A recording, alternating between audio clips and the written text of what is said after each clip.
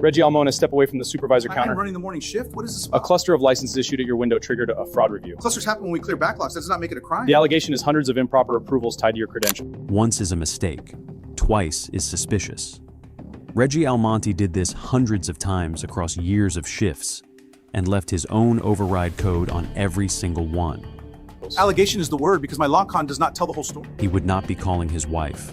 Not from the booth where investigators had just frozen his computer terminal mid-transaction. Not from the unmarked sedan idling outside the employee lot. And not from the booking floor at the county jail, where his belt, his wedding band, and the lanyard he had worn for 26 years would be inventoried before sunset. $300,000 in bribes. Hundreds of driver's licenses approved with his override code. Every one of them legally valid the moment his keystrokes hit the state database.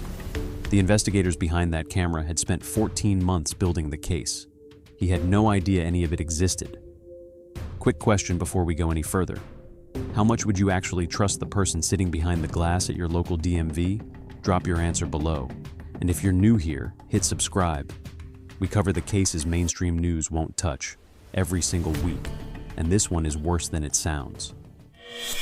Reggie Almonte was born in the spring of 1974 in the back bedroom of a third-floor walk-up on West 174th Street in Washington Heights, Manhattan. His father, Raphael, drove a livery cab for a base on Broadway and worked the night shift 6 days a week. His mother, Altagracia, cleaned offices in Midtown until her hands swelled, then took in laundry from the families on the block. Both had arrived from Santiago de los Caballeros in the Dominican Republic in 1968, with a single suitcase between them and a name and address scribbled on the inside of a matchbook. Reggie was the second of 4 children, and the first to be born in the United States. His birth certificate, his mother kept reminding him, was the only piece of paper in the apartment that did not have to be translated. She framed it. She hung it next to the crucifix in the kitchen. And every time a cousin or a neighbor came through the door, she pointed at it. He grew up watching his parents stand in lines. Lines at the consulate, lines at the welfare office, lines at the post office, and, more than anywhere else, lines at the New York State DMV on Amsterdam Avenue, where his father renewed his livery permit every 2 years, and where the woman behind the counter could decide, with a single keystroke, whether the family ate that month. His earliest memory of authority, he would later tell a coworker, was the sound of a DMV stamp coming down on a piece of state letterhead. He attended George Washington High School and graduated in the bottom third of his class in 1992. He was not a strong student. His guidance counselor wrote on his transcript that he was easily distracted but personable, with a natural ability to put strangers at ease. He took the SAT once. He scored in the 42nd percentile. He did not apply to college. Instead, he took a job as a stockroom assistant at a Pathmark supermarket in Inwood, making $4.85 an hour. He worked there for 3 years. He met Marisol Peña, 2 years younger, at a quinceañera in the Bronx in 1994. They married in October of 1996 at Our Lady of Esperanza Church on West 156th Street, with 62 guests and a reception in the basement social hall. By 1998, the family had moved across the river to a 1-bedroom apartment in Union City, New Jersey. Marisol was pregnant with their first child, a daughter they would name Yelena. Reggie needed a steadier job, with benefits, and a co-worker at the supermarket told him the state was hiring entry-level clerks at the Motor Vehicle Commission. The starting salary was $24,800 a year. The position came with a pension after 25 years of service. He applied in March of 1998. He took the civil service exam in May. He scored in the 70th percentile. And on August 17, 1998, at the age of 24, he reported for his first day of orientation at the Riverside Avenue MVC Service Center in Bergen Heights, wearing a clip-on tie his father had loaned him. For the first 11 years, he was an exemplary employee. Performance reviews from that period, later subpoenaed and entered into the record, describe him with the kind of language every supervisor learns to use. Reliable. Courteous with members of the public. Bilingual in English and Spanish, which makes him a tremendous asset to our service population. Demonstrates initiative. Has not missed a shift in the calendar year.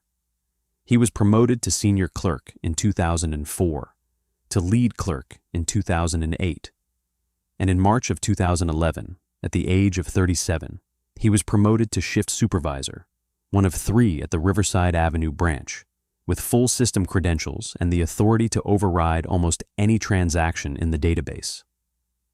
His starting supervisor salary was $64,300. With overtime, he sometimes cleared $78,000 a year. By then, the family had grown. Yelena was 12. Their son, Diego, was 9. They had moved out of the apartment in Union City and into a small split level on a quiet block in Lyndhurst, with a postage stamp front yard and a finished basement Reggie used as a workshop. The mortgage was $1,820 a month. The property taxes alone were $9,400 a year.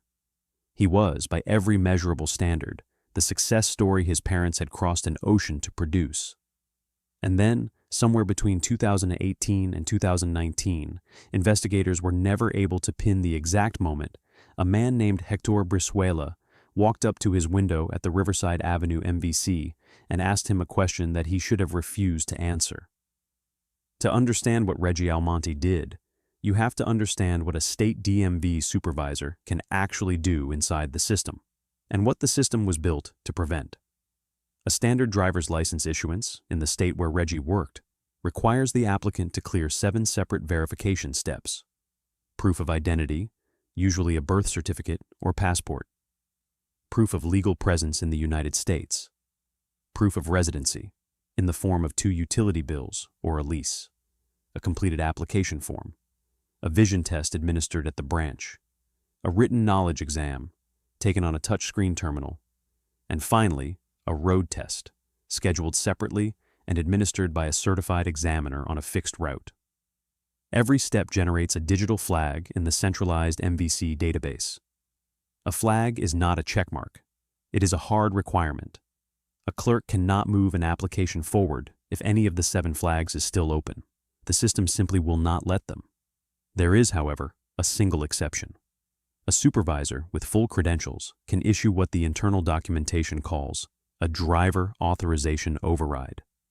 The DAO function exists because, in the real world, things go wrong. Documents get lost in scanning. The vision test machine glitches. The road test examiner calls in sick, and the applicant has already taken 3 buses to get there. A supervisor, at their discretion, can clear an individual flag and let the transaction proceed. The override leaves a digital fingerprint, the supervisor's login, the terminal number, the exact second the override was entered, the specific flag that was cleared, and the applicant's case number. All of it gets written to an immutable audit log that, in theory, Internal Affairs reviews on a rolling quarterly basis. In theory. In practice, the Riverside Avenue branch processed an average of 1,100 transactions a day.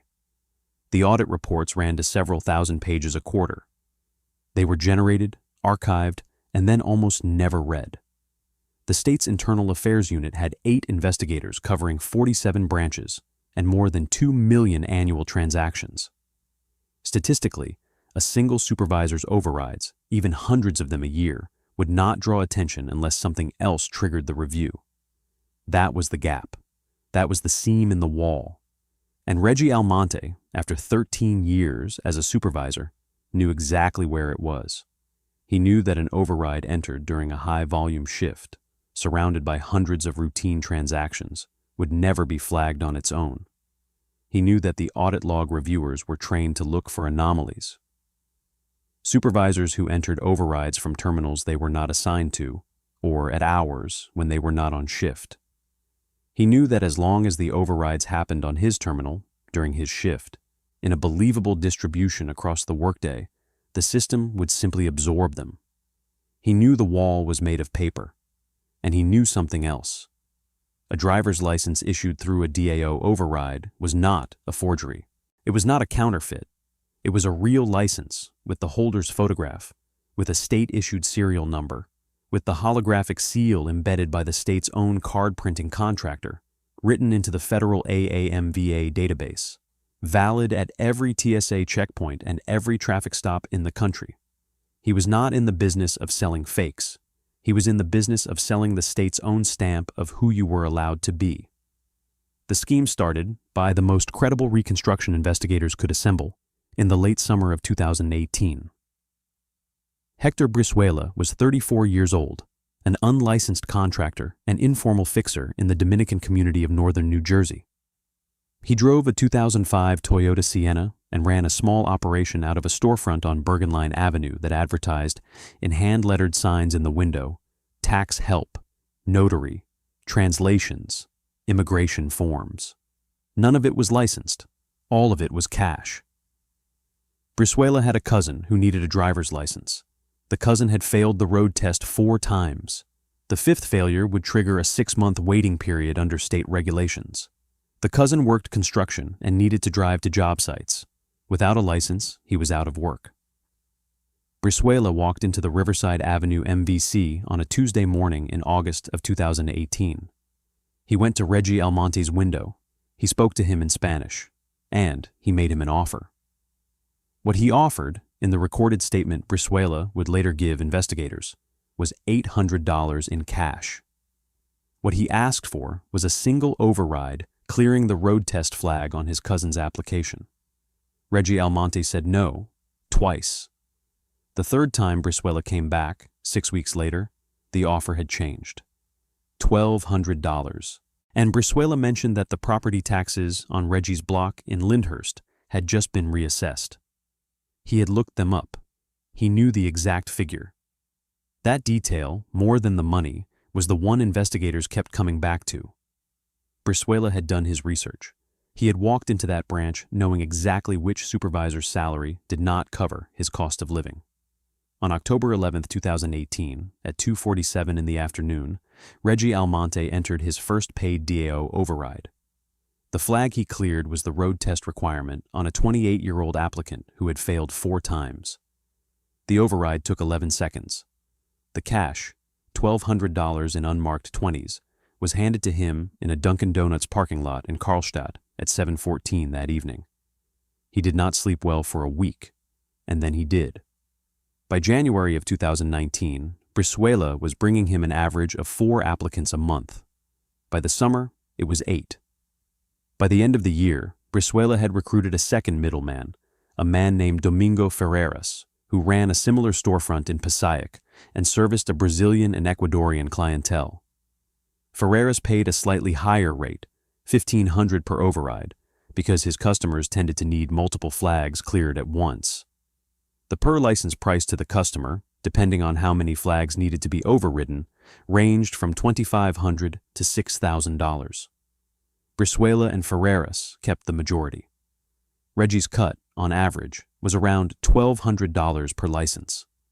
By 2020, he was clearing between $9,000 and $14,000 a month in cash, on top of his state salary. He had a process. Brizuela or Ferreras would text him a name, a date of birth, and a case number, always from a burner phone, always in coded Spanish. Reggie would pull up the application at his terminal during his next shift. He would wait until the branch was at its busiest, usually between 11:30 in the morning and 1:15 in the afternoon, when the lobby held 200 people and his supervisor's screen was buried under routine transactions. And then he would enter the overrides in bursts, sometimes 4 in a single 15-minute window, sometimes 7 in a single hour.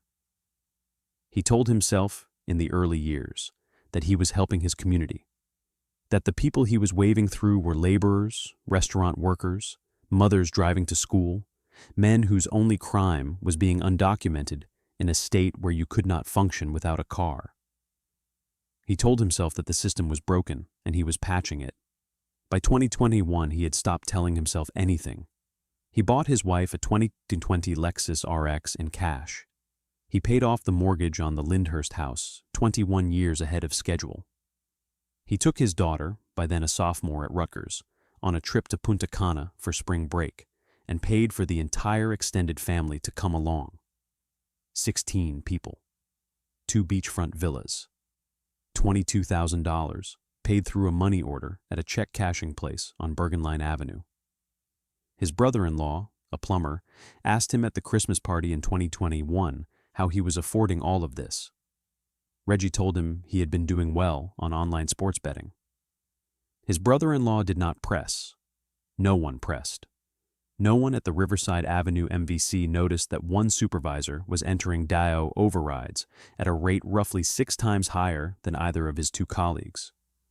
No one in internal affairs flagged that nearly all of those overrides cleared the same combination of 3 flags: road test, residency, and legal presence. No one ran the report. For 3 years and 4 months, no one ran the report. The investigation that ended Reggie Almonte's career did not start with Reggie Almonte. It started 1,400 miles away. In February of 2022, the Texas Department of Public Safety, working a separate organized fraud case in Houston, intercepted a shipment of forged identity documents being mailed from a residential address in Edinburgh. The documents were a mixed lot: Social Security cards, resident alien cards, and a small stack of valid driver's licenses from 7 different states. When the lab in Austin ran the licenses through the federal AAMVA verification database, 6 of the 7 came back exactly as the lab expected: counterfeits, with serial numbers that did not exist in any state system. The 7th came back as authentic. The license was issued by the state where Reggie worked. The serial number was valid. The holographic seal was real. The applicant's photograph and biographical data matched the state's official record. Everything about the license was indistinguishable from a license issued to a legitimate resident, except for the small problem that the named holder had failed the road test 5 times and had no documented legal presence in the United States. The Texas DPS forwarded the file to the FBI's Identity Fraud Unit. The FBI forwarded it to the State Attorney General's office. And on March 8, 2022, a Deputy Attorney General named Whitney Korab opened case file 22MV0411 and assigned it to a state police investigator named Detective Sharif Powell. Powell's first move was the simplest one available to him. He pulled the audit log for the specific license. He found the issuing branch, Riverside Avenue. He found the issuing terminal. He found the DAO override that had cleared the road test flag. And he found the supervisor login attached to the override: Reggie Almonte, October 14, 2021. 12:38 p.m. Powell could have stopped there. He could have arrested Reggie Almonte for a single fraudulent override and walked away with a misdemeanor. He did not stop. Instead, he requested every DAO override entered under Reggie Almonte's login for the previous 4 calendar years. The report ran to 937 pages. The total override count was 1,241. For comparison, the average for the other 2 supervisors at the Riverside Avenue branch, over the same period, was 196. The investigation went covert. Detective Powell, Deputy AG Korab, and a 2-person team from the state's Office of Public Integrity spent the next 11 months building the case without ever interviewing Reggie Almonte, without ever interviewing his co-workers, and without ever pulling him from his shift. They started with the data. They mapped the 1,241 overrides chronologically. They overlaid them on Reggie's punch-in records. They confirmed that every single override had been entered while he was physically on shift, at his assigned terminal, during a high-volume window. They identified the recurring flag clusters, road test, residency, legal presence, that appeared on roughly 83% of the overrides. And they began running each of the 1,200 license holders through a federal cross-reference. What they found was a population: hundreds of working-age adults concentrated in 3 New Jersey counties who shared certain characteristics. Many had previously failed the road test multiple times. Many had no documented legal presence. Many were employed in cash economy industries: construction, landscaping, restaurant work, delivery driving.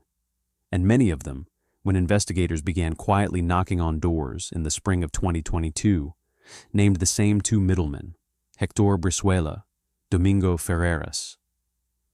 In June of 2022, Powell's team approached one of the license holders, a 31-year-old landscaper from West New York, who had paid Brizuela $4,000 for a license in 2020. They offered him a deal, full immunity, in exchange for cooperation. He agreed within an hour. For the next 4 months, the landscaper wore a wire. He attended 2 meetings with Brizuela at the Bergenline Avenue storefront. He attended 1 meeting with Ferreras in the parking lot of a diner in Passaic. And he attended 1 meeting on August 19, 2022, at a Dunkin' Donuts in Karlstadt, where Brizuela introduced him to a man Brizuela referred to, on the recording, as El Supervisor. The man at the table was Reggie Almonte. He was wearing a navy blue MVC polo shirt. He had come directly from his shift. He never spoke. Brizuela did the talking. But when the landscaper handed Brizuela an envelope containing $2,700, Brizuela peeled off 12 $100 bills and slid them across the table to Reggie. Reggie took the money. He put it in the front pocket of his cargo shorts. He nodded once, and he left. The recording ran for 19 minutes. The exchange of cash took 4 seconds. It was enough. In September of 2022, Detective Powell pulled the audit log one last time and isolated what would become the smoking gun. On June 14, 2022, between 12:11 p.m. and 12:47 p.m., a window of 36 minutes, Reggie Almonte had entered 9 separate DAO overrides from his terminal at the Riverside Avenue MVC. All 9 cleared the same 3 flags. All 9 applicants had been recruited by Brizuela. All 9 licenses had been printed and issued by the end of that business day. 9 licenses. 1 window, 36 minutes. Every one of them bearing his override code. Every one of them now real. Every one of them a passport-equivalent identity document issued by the state of New Jersey to a person who, by every existing standard, was not entitled to one. That cluster, isolated and printed on a single page of the audit log, became Exhibit A. We're about to walk into the moment it ended. Before we do, if you've made it this far, you already know this channel is different. Subscribe and stick around. The arrest itself is one of the quietest you will ever see, and the reason for that tells you something about how seriously this state took what he did. The arrest happened on a Thursday morning, October 27, 2022, at 10:42 a.m. Reggie Almonte was at his terminal at Window 7 of the Riverside Avenue MVC Service Center. He was processing a routine license renewal for a 68-year-old woman from Lyndhurst. The lobby held roughly 190 people.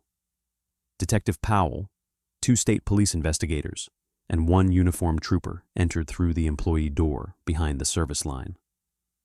They walked up the row of terminals from behind. The branch manager, Pearl Hodge, who had been briefed 40 minutes earlier, met them at the supervisor's station and pointed without speaking. Powell approached Reggie's terminal from the left side. He waited until the renewal transaction was complete and the elderly customer had walked away with her interim paper license. And then he leaned in. Powell, Mr. Almonte, I need you to step away from the terminal. Do not touch the keyboard. Reggie did not look up. He looked at the screen. He looked at his hands. He looked at the line of customers still waiting at the next window. Reggie, what is this about? Powell, I think you know what this is about. We need you to come with us. Reggie, can I just finish this batch first? Powell, no sir, you can't. The trooper stepped forward. Reggie's hands left the keyboard. He stood slowly. He smoothed the front of his navy MVC polo. He looked at his coworker at window 6, a woman named Charlene Kettering, who had worked alongside him for 19 years. She would not meet his eye. He was walked out the back of the branch through the employee corridor. No handcuffs were applied in the lobby. The arrest, by design, was as quiet as the investigation. He was placed in the back seat of an unmarked sedan in the employee lot at 10:51 a.m. Reggie, I want to call my wife. Powell, you can call her from the station. Reggie, please, she doesn't know anything about this. Powell, from the station, Mr. Almonte. He did not speak again on the ride. He sat with his hands on his knees, and he looked out the window at the strip malls and used car lots of Route 17 going south. He had driven that road every workday for 26 years. Reggie Almonte was charged on October 28, 2022, with 23 counts of bribery in official and political matters, 14 counts of computer criminal activity, 9 counts of forgery in producing false government identification, 4 counts of official misconduct, and 1 count of conspiracy to defraud the state. The indictment, returned by a state grand jury 6 weeks later, ran to 71 pages. The combined maximum exposure on all counts, prosecutors confirmed in their initial filing, exceeded 40 years in state prison. He was suspended without pay from the New Jersey Motor Vehicle Commission on the afternoon of his arrest. He was formally terminated on November 4, 2022, ending a state career that had begun 9 days after his 24th birthday and ended 14 weeks before he was eligible to file for his full pension. The pension itself, under state forfeiture statutes for public employees convicted of crimes related to their office, will not be available to him regardless of the outcome of the case. Hector Brizuela was arrested the same morning. Domingo Ferreras was arrested 2 days later in a parking garage in Newark, attempting to retrieve a Honda Civic he had registered under his sister's name. Both have entered cooperation agreements. Both are expected to testify. The case, at the time of this recording, remains pending. Reggie Almonte is out on a $200,000 bond, secured against the Lyndhurst house his wife now intends to sell. His passport has been surrendered. His attorney, a former state prosecutor named Marcus Falk, has filed a motion to suppress portions of the wiretap evidence on procedural grounds. The motion has not been ruled on. The trial date has been pushed 3 times. What is no longer in dispute is the scope. Investigators have now identified 1,241 licenses issued under Reggie Almonte's DAO overrides between October of 2018 and October of 2022. Of those, the state has reviewed roughly 900 and is moving to administratively revoke them on a rolling basis. Each revocation requires a formal hearing. Each hearing requires notice to the license holder. Many of those notices have been returned undeliverable. The Office of the Attorney General has estimated the total value of bribes paid to Reggie Almonte between Hector Brizuela's first envelope in October of 2018 and the final wire-recorded payment in August of 2022 at approximately $307,000. The estimate is based on the cooperator's records, on the number of overrides, and on a forensic accounting of Reggie's cash deposits, his home renovations, and his unexplained purchases. Of that money, almost none has been recovered. Reggie has not testified. He has not given a statement. He has not, in any public forum, addressed the people who paid for the licenses he approved, many of whom are now facing not only revocation, but referral to federal immigration authorities. His attorney, in a single statement to a local reporter, said only that his client intended to defend himself vigorously and looked forward to his day in court. Marisol Almonte filed for divorce in March of 2023. His daughter Yelena, by then a senior at Rutgers, posted a single statement to her social media in April of 2023 and then deleted all of her accounts. The statement read, in part, "I do not know the man in the indictment. The man I grew up with worked 60 hours a week, came home, and made my school lunches. That is the man I will remember. Whoever the other person was, I do not." His son Diego, 16 years old at the time of the arrest, has not spoken publicly. The Riverside Avenue MVC Service Center now requires 2 supervisor authentication for any DAO override. The audit log review at the state level has been moved from a quarterly to a weekly cycle. The Office of Public Integrity has hired 4 additional investigators. None of those reforms will retroactively unissue the licenses Reggie Almonte approved, or undo the 4 years in which the state of New Jersey's own database certified, without qualification or asterisk, that hundreds of people were exactly who Reggie Almonte said they were. A fake ID from a print shop is a forgery. It will fail at the airport. It will fail at the traffic stop. It will fail in any system that bothers to check. A license Reggie Almonte approved would not fail. It was real. It was issued by the state. It was valid at every checkpoint, in every database, in every jurisdiction in the country. He did not sell counterfeits. He sold the government's own stamp. He sold the answer to the question every system asks first, which is the question of who you are allowed to be. For $307,000 in cash, spread over 4 years, he sold the state's voice. This case was infuriating, but the case on the right-hand side of your screen right now is on a level entirely of its own. Click it.